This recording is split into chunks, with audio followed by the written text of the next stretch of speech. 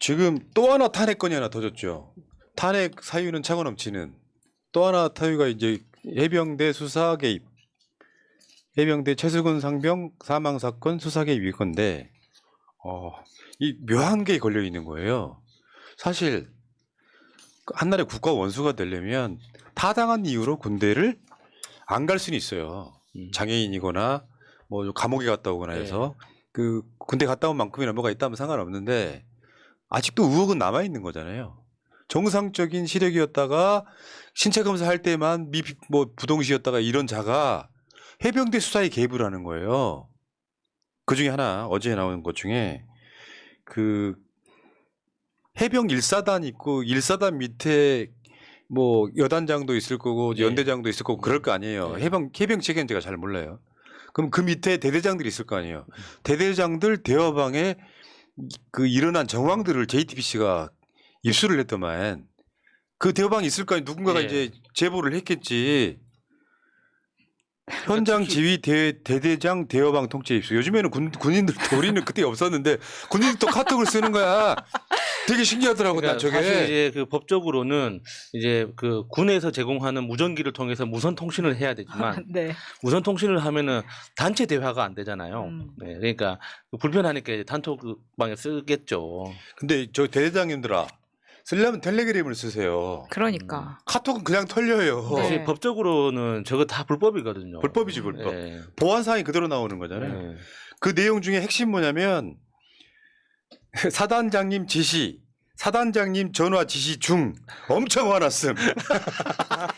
근데 저 폰트가 너무 그러니까 나 저 폰트 깜짝 놀랐어요. 군인들 폰트가 너무 귀여운 거 아니야? 어떤 대대장인지는 모르겠지만 군인이라면 말이야 저거 궁서체로 써야 되는 거 아니야? 진짜 폰트 어쩔 진짜.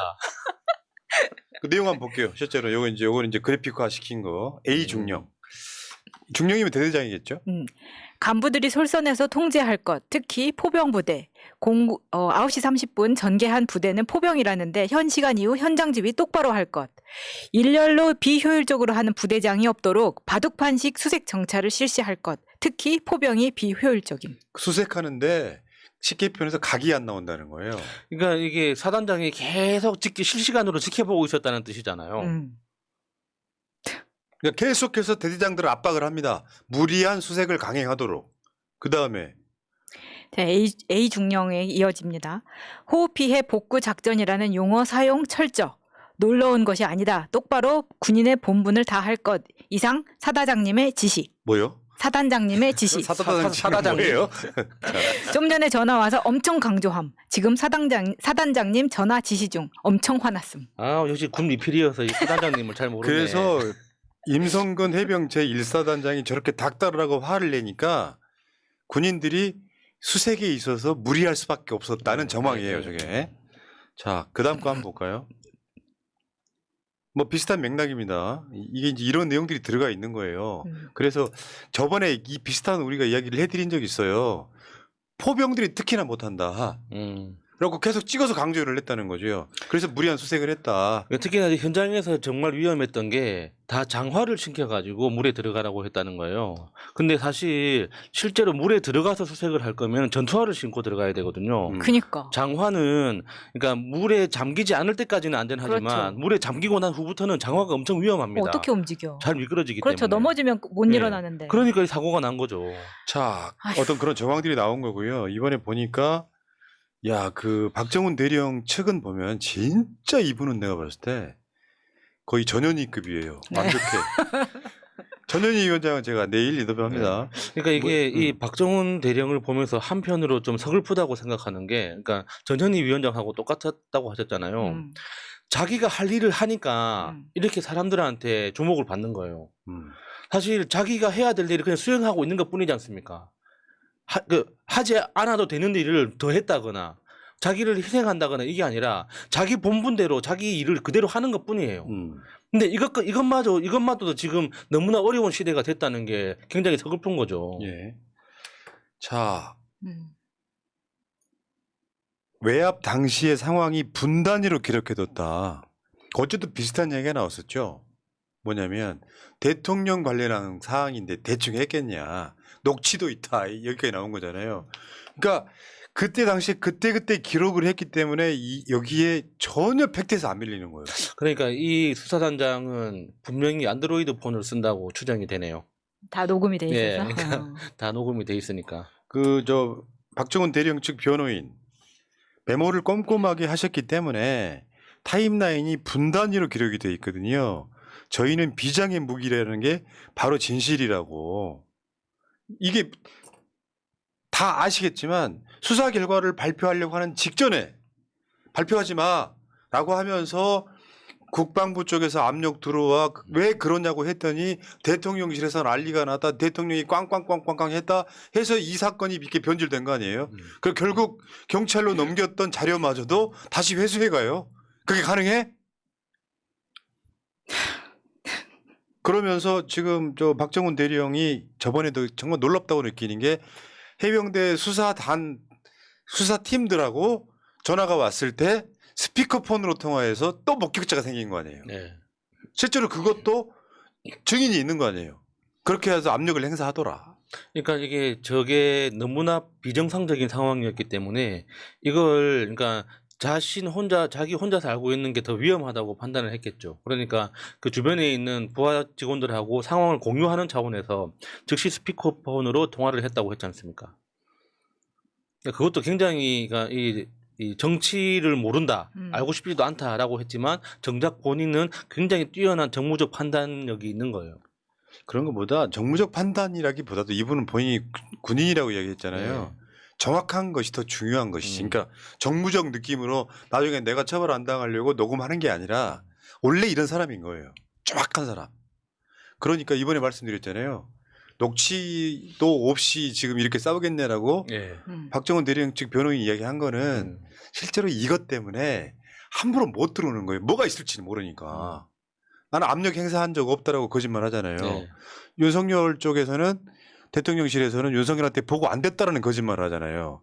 그 국민적 관심사항이 막 어마어마한 사안을 대통령한테 보고를 안 했다라고 거짓말 하잖아요. 있을 수 없는 일이잖아요. 네. 정황을 보면 박정훈 대령 말이 100% 맞아 보이잖아요. 근데 전화가 누구한테 왔든지 예를 들어서 제가 봤을 때는 해병대 사령관 일 수도 있고 네. 그보다 더 위일 수도 있어요.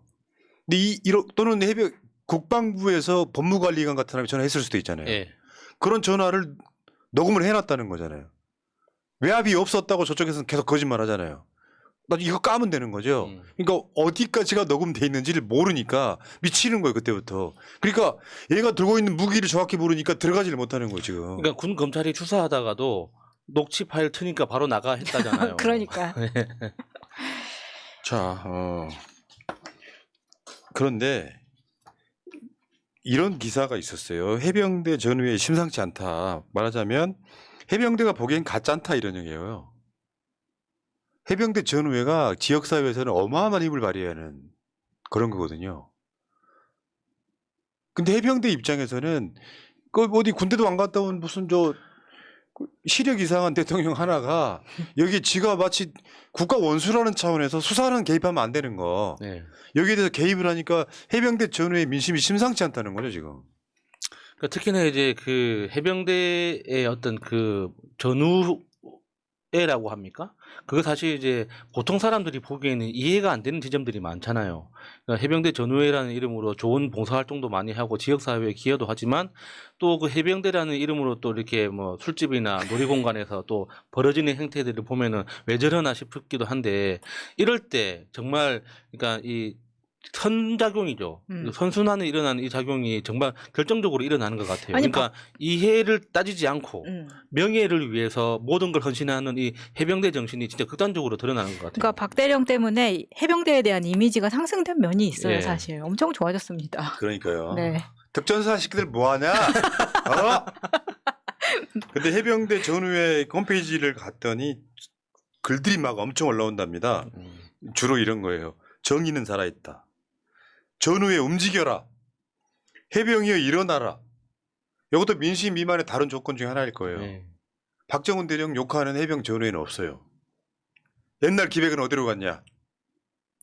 그 입장 표명이라도 해라. 재판에 출석할 때 방금 사진 보셨지만 이렇게 손잡고 들어가는 예. 게 전 되게 뭉클했거든요. 되게 멋있고 그리고 재판에 들어가기 전에 그 같은 같은 기수 동기들이라고 해요. 그래서 저분들이 다 일렬로 서서 박정훈 대령한테 노래 군가를 불러줍니다. 예. 저 완전 울컥했어요. 음. 네. 해병대 장병 사고 수사 개입에 대응하자. 해병대 전후에요. 여러분 생각보다 엄청나게 큰 조직이에요. 100만이라고 하지 않습니까? 지금도 예. 해병대 네. 전후에 회원 수가 늘어나고 있는 거야 이 시간에도. 예. 제대하면 거기 나가잖아요. 그러니까 지금 뭐 1200 몇십 기인가 이렇게 된다고 들었는데 그래서 해병대 전후회가 지금 입장문 여러 번 내고 있는데 9월 5일 날 낸 입장문이 저겁니다. 다 읽어드리긴 시간 관계상 그렇고 국방부를 마지막 부분에 이런 게 있어요. 넷째, 해병대 100만 예비역들은 해병대 명예 회복과 위기 극복을 위해 불필요한 언행을 자제해 주길 당부하며 무엇이 해병대를 위한 것인지 깊이 고민하고 사려 깊게 행동해 주길 바란다. 마지막으로 국방부를 비롯한 관계 당국은 조기에 법과 절차에 따라 투명하게 본 사안을 정리하고 해병대가 다시 올바르게 설 수 있도록 해야 한다. 언론과 정치권에도 우리 군이 결자에 해지하도록 지켜봐 주길 간곡히 바란다. 이런 내용인데 여기 보면 저 윗부분에 해병대만이 가지는 DNA 이런 표현이 나와요. 나는 이렇게 봤어. 어디 저 시력 탓하면서 군대 안 갔다 온 놈이 간섭할 이야기 아니야 이런 느낌인 거죠. 그러니까요. 지금 채팅창에도 해병 출신들 지금 다 기수 인증하시고 뭐 아드님 해병 보낸 분 클레이님도 그렇고 아니, 그러니까 많이 이게 있어요, 해병대 주위에. 전후에 이게 전역자들이 정말 불쾌하고 분노하는 지점은 자기 임무를 성실하고 정확하게 수행해낸 군인한테 고의적으로 거짓말을 하라고 지금 압력을 넣고 있는 거지 않습니까? 그러니까 그게 이제 그 군인의 입장에서 보면은 정말 절대 용납할 수 없는 것이죠. 만약에 임무 수행에 실패했는데 그걸 감추다가 들켰다. 그러면 다 같이 처벌하라고 손 놓고 있겠지만 그게 아니잖아요. 원래 자기한테 주어진 임무를 완벽하게 훌륭하게 수행을 해냈는데 그걸 다 뒤엎고 그 당사자한테 너는 거짓말을 해야 돼. 거짓말을 해. 라고 지금 하는 거니까 보는 사람들이 다 분노하고 있는 거죠. 이게 얼마나 말이 안 되는 일입니까? 자, 어쨌건 분위기가 뭐 이렇게 저렇게 가고 있습니다. 이것도 탄핵 사안이라고 분명히 말씀드렸잖아요. 서른 의원이. 그러니까요. 네. 그 이야기는 2부에 네. 서른이 주장한 탄핵 이야기를 한번 해보려고 그러는데 이거는 그 마인드가 왕이라는 것이 갖고 있는 윤석열의 멘탈 때문에 벌어진 사건이에요. 다른 걸 떠나서 수사에 개입하면 안 되는 거거든요. 수사에는 수사 당사자를 제외한 모든 게 개입하면 안 되잖아요. 이재명 대표도 사실은 윤석열의 입김이 한동훈의 입김이 작용하고 있는 것처럼 보이잖아요. 수사를 권력자들이 개입을 하면 왜곡돼 버리기 때문에 이 사건은 작게는 국기문란, 크게는 국정농단이 돼버리는 어마어마한 사건인데 내가 왕이니까 개입이 가능한 거예요. 엄정하게 수사하라고 이야기를 지가 해놓고 그 못 알아들은 박정훈 대령이 이상한 거야? 엄정하게 했더니 그런 일로 사단장을 입고 수사하면 누가 사단장 하겠냐라고 자기 의견을 표출해 버리면 국방부 난리나 해병대 난리나 갑자기 발표라든 게 안 해. 갑자기 항명 수괴가 돼버려. 이런 미친 나라에 우리가 살고 있는 겁니다. 그러니까 아직 윤석열의 마인드는 검찰총장도 아니고 검사장 할 때 그 마인드인 거예요. 검사장 할 때 수사 지휘하면서 저거는 저렇게 해라. 저놈이 범인이네. 이게 관심법이라고 하잖아요. 딱 보니 얘가 딱 스케일이 나왔구만은 얘가 범인이구만. 다 이런 방식이에요. 맞아. 그러니까 이렇게 수사 개입에 대해서 어떤 문제의식을 못 느끼는 거 아닙니까? 자기가 말하는 것 자체가 휘하 조직에 어떤 영향을 미치는지에 대해서 전혀 인식을 못 하는 거죠. 이 마인드 자체가 완전 팀장급이다 보니까 자기가 아직 실무선에서 수사를 지휘하고 있는 거예요. 그런 부분을 지금까지 많이 보여줬었잖아요. 네. 대통령 되기 전에 후보 시절부터 그런 부분 많이 보여줬기 때문에 굉장히 우려가 되는 부분이었는데 역시나 이렇게 나오는 겁니다. 지금 채팅창에 해병들 엄청 많습니다. 지금. 그래? 네. 저 빨간 그 티셔츠 입고 네. 불렀던 노래가 팔강모사나입니다. 저는 집안의 반대로 해병대를 못 갔습니다. 저는 거짓말하지 전전 마. 티가 나요? 자, 네. 여기까지 하시고요. 1부 마치겠습니다.